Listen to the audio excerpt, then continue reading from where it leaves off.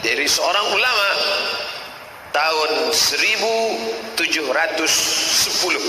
Mudah cara ingatnya, 1710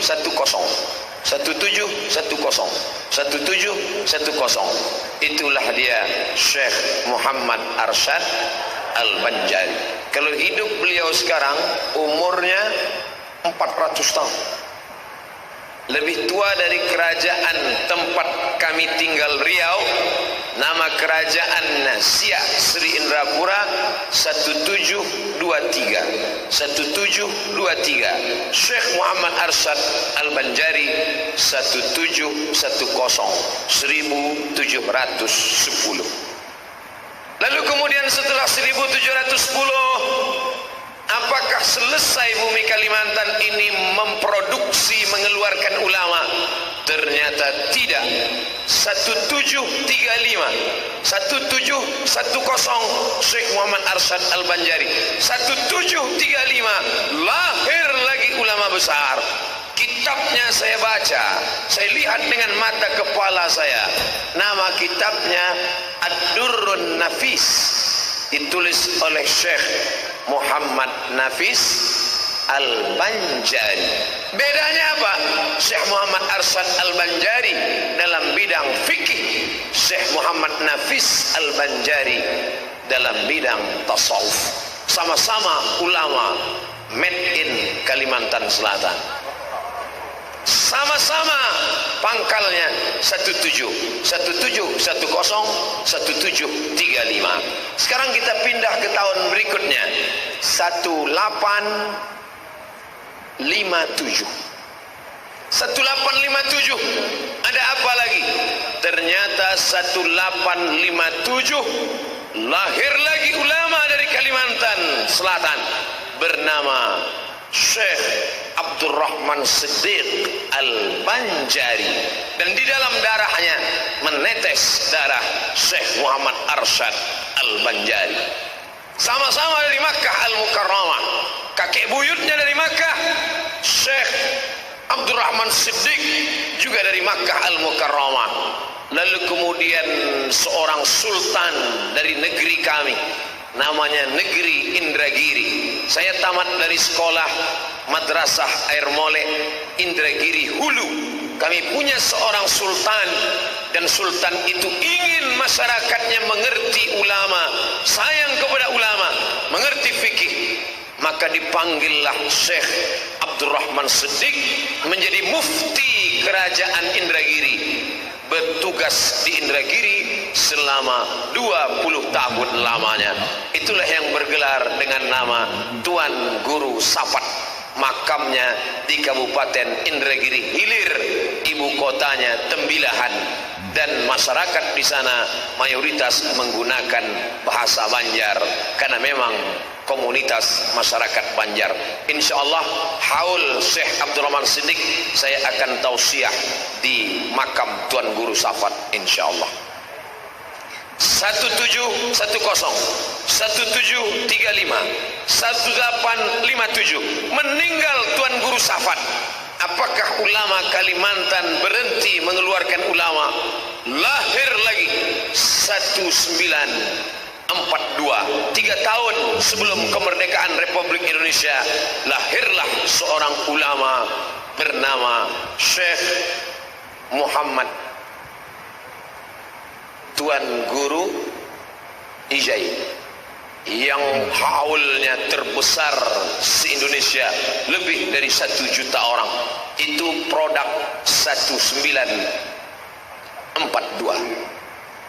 1710, 1735, 1857, 1960.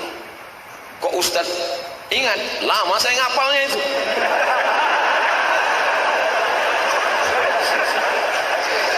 Ternyata Tuan Guru Ijai berlalu, Syekh Abdurrahman Siddiq berlalu, Tuan Guru berlalu. Apakah Kalimantan Selatan berhenti memproduksi para ulama? Tidak. Masih ada Tuan Guru Bakhit di Barabai. Saya datang ke sana, majelisnya ramai. Beliau pegang tangan saya. Begitu sampai, dipegangnya tangan saya. Saya heran, kenapa tangan saya dipegang? Supaya muridnya tidak bersalaman dengan saya. Tadi tangan saya tidak ada yang megang, hampir copot tangga. Terima kasih kepada bapak-bapak kepolisian, bapak Kapolda ataupun yang mewakili Provinsi Kalimantan Selatan. Kalau tidak diamankan tadi, tidak tahu apa yang terjadi. Al-hubbu yu'mi wa yusib. Cinta membuat orang buta. Jamaah terlalu cinta sampai tidak tahu kalau ustadznya kurus. Dia sangka tegap, gagah dan perkasa. Sampai akhirnya perjuangan berat dari mobil sampai menaiki pentas ini. Yang saya pusingkan nanti gimana turun dari sini. Tapi insya Allah semuanya sayang, insya Allah. Amin. Begitu cara merayu mereka. Ada Tuan Guru Bakhit, ada Tuan Guru, sorbannya sama dengan Tuan Guru Ijai. Tuan Guru apa namanya? Tuan Guru Zuhdi. Saya belum pernah bertemu, tapi salam beliau sudah saya dapatkan. Salam orang yang tawadhu, rendah hati. Apa kata yang menyampaikan salam? Salam dari Tuan Zuhdi, mohon doa. Saya bilang saya yang perlu doa beliau. Ternyata sesama minta doa tidak boleh saling mendahului. Saya minta doa beliau. Lalu kemudian ada pula ulama dari Kalimantan Selatan.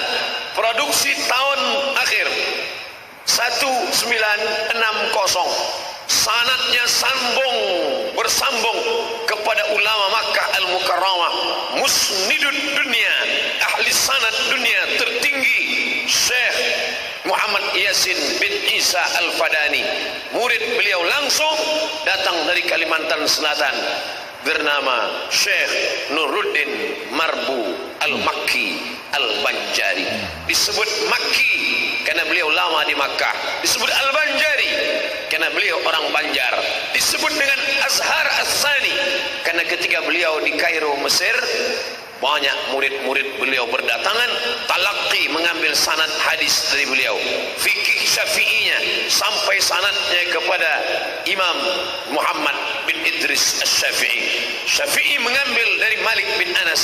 Malik bin Anas mengambil dari Abdullah bin Maslamah. Abdullah bin Maslamah mengambil dari Abu Sinat. Abu Sinat dari Al-A'raj. Al-A'raj dari Abu Hurairah. Abu Hurairah dari Nabi Muhammad sallallahu alaihi wasallam. Beliau banyak dipakai, digunakan ilmunya oleh orang Malaysia.